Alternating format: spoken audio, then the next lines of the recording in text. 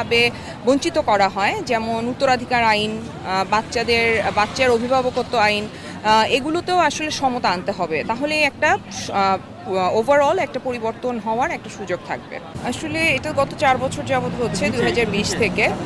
তো আমি ওদের সাথে প্রথম থেকেই ছিলাম। আমি জাস্ট ওদের একজন সঙ্গী। আয়োজনটা ওরাই করেছে, যারা আপনারা দেখেছেন যে ওরা ওদের দাবিও জানিয়েছে, আমাদের সবার পক্ষ থেকে জানিয়েছে। আম, এবং যে যে পরিমাণে আসলে নারীর প্রতি সহিংসতা হয়, ধর্ষণ, হত্যা, তারপর ডোমেস্টিক ভায়োলেন্স যাই হয়, সেগুলো সুষ্ঠু তদন্ত হতে হবে এবং তদন্ত হয়ে যে আসলে ক্রাইমটা করেছে তাকে একটা শাস্তির আওতায় আনতে হবে, যেটা খুবই জরুরি, যাতে এই ধরনের ক্রাইম ভবিষ্যতে না ঘটে। সেই জন্য আশা করি ওরা ডেফিনেটলি এটাই প্ল্যান করেছে, কারণ এটা ওদের অনেক দিনের দাবি। এটা 4 বছর ধরে ওরা আসলে এই দাবিগুলো করে যাচ্ছে। এটা আসলে আমাদের প্রত্যেকটা মেয়ে, প্রত্যেকটা মানুষেরই এই দাবিগুলো।